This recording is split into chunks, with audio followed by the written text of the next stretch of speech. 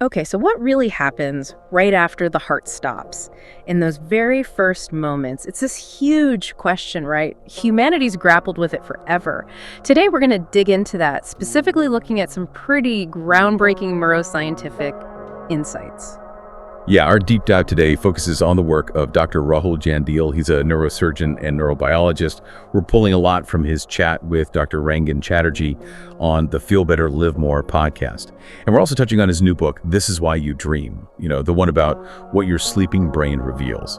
So our mission here is to unpack what science is starting to tell us about the very, very end of life. It might challenge some things you thought you knew about death. Hopefully you'll have a few aha moments along the way. So usually when we think about death, medically speaking, it's that flat line on the ECG, right? Heart signal's gone, end of story. Well, that's the standard picture. Absolutely. It's what we see on the monitors. But this is where Dr. Jandil's work gets really fascinating. He basically says, hold on, even with that flat line, even after the heart stopped. The person might not be, completely dead right at that second. Not completely dead. How? Well, his research and findings from others too show the brain activity actually continues for moments, even critical moments, after the heart itself has stopped beating. Yeah. After cardiac arrest. Okay, let's unpack this a bit because that sounds counterintuitive. If the heart stopped, no blood flow, no oxygen, how is the brain still active? What is that activity? It's a great question.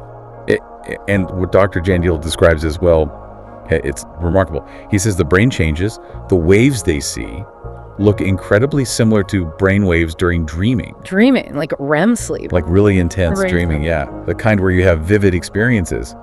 It seems like as the brain is deprived of oxygen, it doesn't just fizzle out. Instead, it goes into this kind of hyperactive state. Hyperactive? Yeah, he talks about neurotransmitters, the brain's chemical messengers, they suddenly surge. He calls it an explosion inside the skull. An explosion? That sounds dramatic. It is vivid language, isn't it? But he doesn't mean destructive. Yeah. It's more like a massive coordinated burst of electrical and chemical signaling. It's really what's fascinating here, the brain's last big response. Wow. Okay, so this explosion, this surge, Dr. Jandil connects this to something he calls the brain's biggest dream, right? That's his term for it. He suggests that during this intense neurological event, the experience might be something like your entire life flashing before your eyes. Like in the movies, that old trope. Pretty much, yeah, like watching a film of your life unfold. So connecting that idea, he proposes that brain death, or perhaps the process leading right up to it, could be considered this last big dream, a final comprehensive review. And here's where it gets really interesting for me. Dr. Jandil points out that this scientific finding lines up so well with anecdotal reports. People who've had near-death experiences who've come back from the brink. They often report exactly that, don't they? Exactly, that life review experience. So this gives a potential neurobiological explanation for something that's been reported for centuries. It's not just stories anymore. Absolutely. It grounds those experiences in observable brain activity. And thinking about this activity, this potential for experience, even then, leads to some very human advice from Dr. Jandil. Oh, what's that? He specifically suggests that during this time, this explosion phase, we should hold the hands of those who are departing. Hold their hands. So what does this all mean then, in terms of connection, of presence? Well, it implies there might still be some form of awareness, however fleeting. Some connection to the outside world, perhaps through touch. It speaks volumes about the importance of simply being there. Yeah, that makes sense. And Dr. Rangan Chatterjee, on that podcast, he mentioned something related.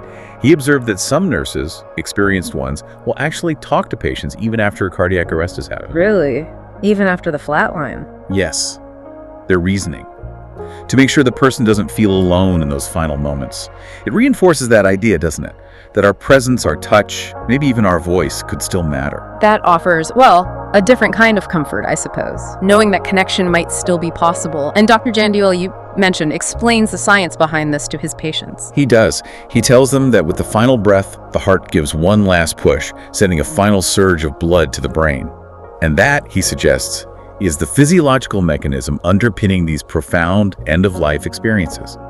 It's biology, not just mystery. So it's a final burst of fuel for that biggest dream. Precisely. And looking beyond just these final moments, this whole area really highlights something Dr. Jandil emphasizes about the brain in general. Which is? That the brain, the same organ that creates dreams every night, possesses incredible creativity and tolerance. Even facing the ultimate stress, it's capable of these complex, seemingly organized experiences. It shows its power, its resilience. It's truly astonishing. And for anyone whose curiosity is sparked about, dreams and the brain's capabilities during sleep, Dr. Jandial's book really dives deep into that. This is Why You Dream. It explores what our nightly dreams can tell us about our waking life. So, wrapping up our deep dive today, the big takeaway is that our understanding of what happens right at the very end of life, it's shifting.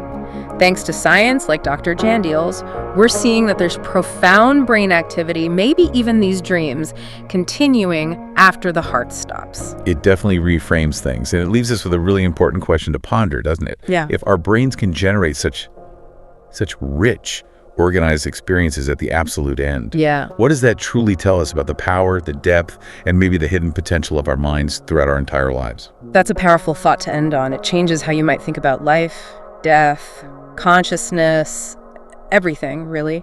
We hope this deep dive gave you some new perspectives to consider.